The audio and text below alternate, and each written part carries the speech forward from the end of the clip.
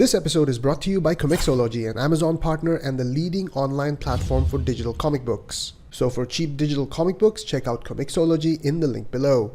What is up, guys, and welcome to another episode of the Skid Reviews, and today we're going to be doing a review of Pacific Rim Uprising. Now, the first Pacific Rim movie, which came out a long time ago, was directed by Guillermo del Toro, and it was the epitome of the kind of science fiction that I consider myself to be a connoisseur of sorts. You know, second-rate sci-fi with really crappy storylines, with really crappy acting, but in the end, it's a hell of a lot of fun. And that's exactly what Pacific Rim, the first Pacific Rim, was. Now, on to the second movie, this one, the one that came out a couple of days back, which is Pacific Rim Uprising.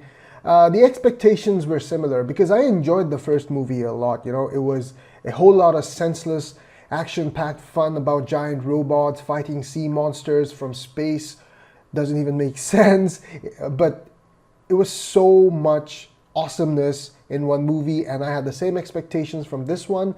And you know what? It didn't disappoint, even with a new director, even with a new lead protagonist with John Boyega. More on him later.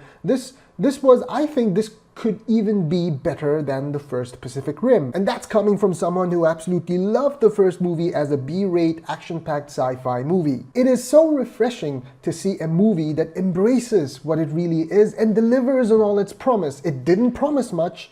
It promised only a few things, and you know what? It delivered those things in the most perfect way, and I was thoroughly satisfied. So let's just get straight into it. Our review of Pacific Rim Uprising. Pacific Rim Uprising is a loud, ridiculous film about giant robots and massive monsters from an interdimensional portal under the ocean. It's totally over the top, and it's also the most fun I've had at the movies in a very long time. Just like its predecessor, Pacific Rim Uprising is preposterous, it's incredibly colorful, and I never felt like it was speaking down to its audience or trying to be anything but itself. This is a movie that doesn't take itself seriously, and it invites you to do the same, to kick back and just enjoy some smashy Jaeger action while you try and keep up with the ever-changing plot and near constant threats to humanity. John Boyega plays Jack Pentecost, what an awesome name, who is also the son of Idris Elba's Stacker Pentecost from the first movie. He delivers a very good performance, certainly better than the previous installment's lead character played by Charlie Hunnam. John Boyega shows grit and emotion at appropriate times and is a refreshing anecdote of good acting in a type of movie where bad acting can be forgiven. Boyega is compelling and inspiring, so good in action mode that you'll be angry over and over again at how much Finn was wasted in The Last Jedi. Complimentary performances by Jake's adopted sister Mako Mori, played by Rinku Kikuchi, and teenager Amara Namani, played by Kaylee Spaney, complete the list of better performances in the movie. For a movie that we all know is ultimately going to devolve into a showdown of city-flattening proportions between loud giant beings hurtling at one another, there's still some attention to human character development.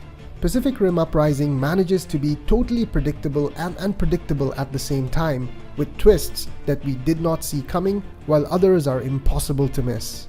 However, when I thought that this movie was headed for the dumbest action movie standards, it managed to surprise me. There are of course some elements that are just bad, which include a weirdly forced attempt at a love triangle with no development or heat at all. Also, the whole science about kaiju biology and high-tech briefings make you eventually just throw up your hands and say, yeah, sure, sounds legit. And the final battle flattens buildings for so long that it might be the least exciting element of the movie. Yet, Pacific Rim Uprising has much more heart and spirit than I was expecting. The women, for instance, are powerful, not overly sexualized, and feel important in a way many enormous fighting robot movies miss. Michael Bay, I'm talking to you. This movie is by no means an intellectual cinematic experience, but it's fun enough that you're willing to forgive its trespasses. So turn your brain off and indulge in this preposterous yet weirdly heartening sci-fi action spectacular. So there you go, that was our review of Pacific Rim Uprising. Do we recommend that you guys watch this movie? Definitely, because We had a super fun time with this movie, man. It was so much fun. So yeah, go watch it. And if you've already watched it, then let us know what you guys thought about Pacific Rim Uprising. And as always, if you want to see more content, please do leave a like, and perhaps you can consider clicking on the subscribe button. That's free, takes only a second, and helps us out a lot. So yeah, until next time, I will see ya.